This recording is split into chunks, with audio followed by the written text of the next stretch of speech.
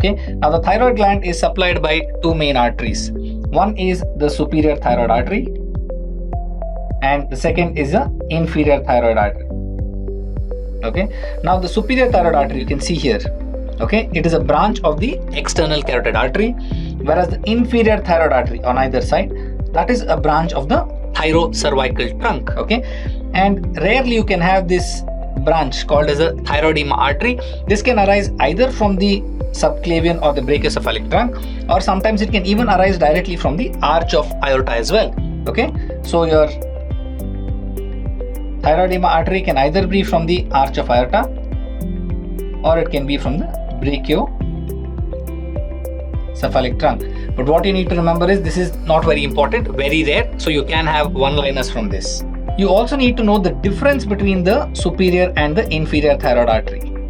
Okay, now the superior thyroid artery supplies the thyroid as a single branch, whereas the inferior thyroid artery, it comes and supplies as multiple branches.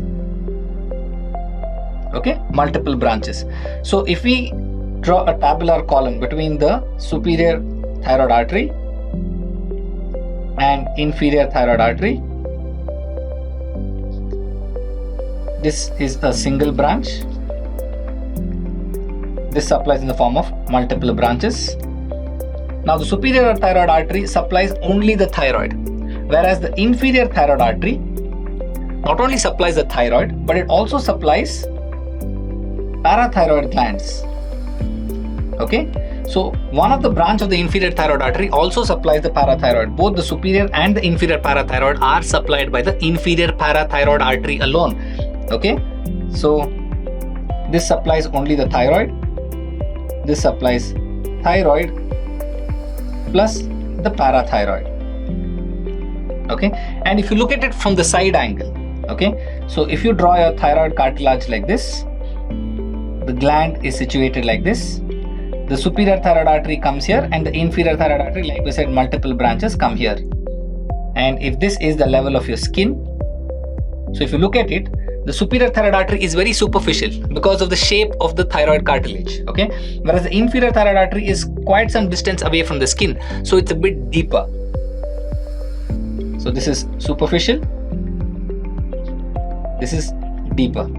Okay, now what is the importance of knowing the difference between these two arteries is that in hyperthyroidism, you have read that you're going to auscultate for bruit of the thyroid gland, and that is done at the upper pole of the thyroid. That is because of these reasons. When it is a single branch, a lot of blood flow is coming, so you can hear the gush of blood much easier as compared to inferior thyroid artery when it is branches, when it is divided. Okay, so here it's a single branch. It supplies only the thyroid, and second thing is it is superficial. All right, it's very superficial, so the minute you keep your stethoscope at the upper pole, the artery is much closer, so you can hear it that much better. All right, and the second point is that in surgery, whenever you're ligating it, the superior thyroid artery you can ligate it singly, but the inferior thyroid artery, because of the presence of the parathyroid, you can't ligate it as a bunch. We'll talk about this in detail when we talk about the recurrent laryngeal nerve as well, but here you have to ligate the individual branches of the thyroid. You can't ligate it as a bunch like how you do with the superior thyroid artery. Now when it comes to venous return, okay, here unlike your arterial supply, here there are three branches for your venous return. One is your superior thyroid vein, which drains into the IJV. Next is your middle thyroid vein, which also drains into the IJV.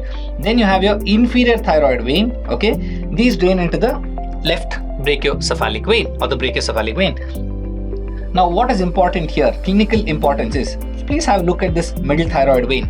It's a very short stubby vein, okay, as against your superior or your inferior thyroid vein. You can see that the middle thyroid vein is very short and stubby.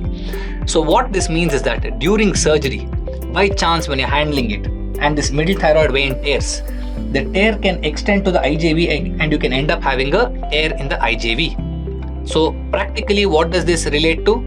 You know that this is the most dangerous point. So in surgery, you're very cautious about this, and this is the first thing that you're going to tackle. You don't want any complications, no? So initially you're going to tackle the middle thyroid vein. So the middle thyroid vein is the first vein to be ligated. Okay, so the reason being, if by chance the middle thyroid vein tears, what's going to happen? It's going to extend and you will end up having a tear in the IJV. The superior and inferior, even if it tears, you can see that you have a long length, so you can even go here and tie it. You can go here and tie it. But this is not the case with the middle thyroid vein. So that's the reason middle thyroid vein is the first vein to be ligated.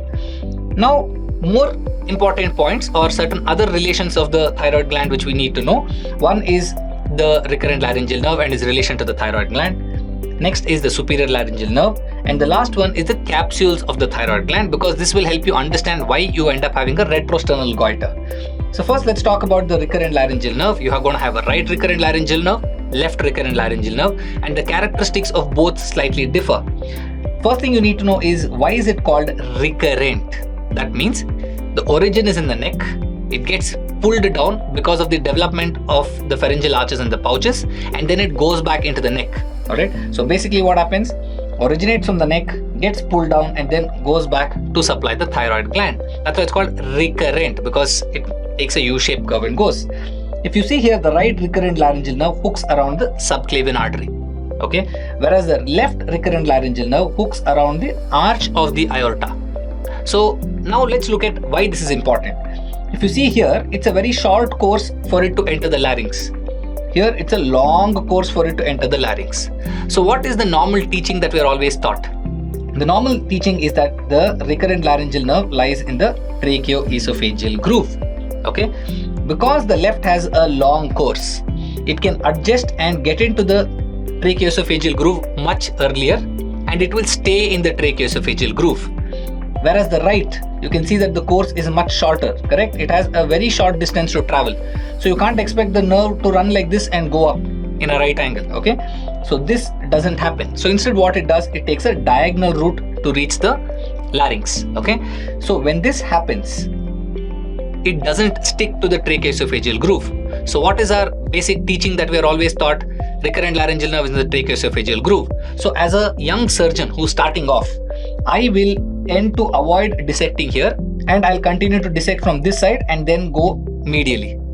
So now what happens? The left recurrent laryngeal nerve is sticking in the tracheoesophageal groove. So when I dissect here, I don't damage the nerve. But what happens on the right side? If I continue to dissect here, there's a chance I will damage the nerve, okay, because the right has an oblique course.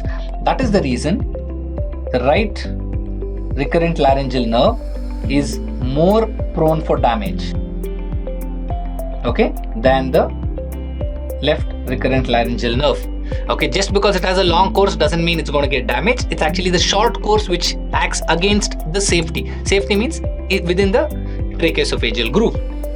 Now, other points that you need to know is non-recurrent laryngeal nerve. So I just told you, it's because of the way the arches develop that the nerve gets pulled down into the thorax or the mediastinum, and then it goes back to the neck. So what if these pharyngeal arches or pouches don't descend? If that abnormality is there, so let's say this is your thyroid gland. So normally, I told you the nerve will come down and go up because of the way the arches develop. Here, the arches don't develop that well. So what will happen? The nerve will directly enter into the thyroid gland. Okay, directly enters into the thyroid gland without the arch. So it doesn't go into that tracheoesophageal groove. Now here, the catch is, how do you identify this? Now, I told you the arches don't develop. And one of the important point is your brachiocephalic trunk is a product of that arch. So if the brachiocephalic trunk is not there, your regular subclavian arteries are not developed. So what's going to happen in these patients? One, there will be absence of inferior thyroid artery. And instead of your normal subclavian artery, you're going to have an aberrant subclavian artery. So on table, okay, when you open it and you don't find the inferior thyroid artery, start suspecting a non-recurrent laryngeal nerve. Okay, you can't keep searching in the tracheoesophageal groove, then go laterally, then damage the nerve, come back and then realize that you have damaged the nerve. Okay, so you should have a look at it on table.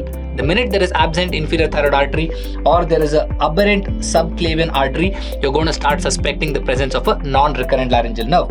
Now this non-recurrent laryngeal nerve is more common on the right as compared to the left side. Okay, now the incidence is roughly about 2%. Anyway, I don't think they'll ask you the percentages, but they might ask you how do you identify the presence of a non-recurrent laryngeal nerve, and the answer is either absence of inferior thyroid artery or the presence of an aberrant subclavian artery on the right side.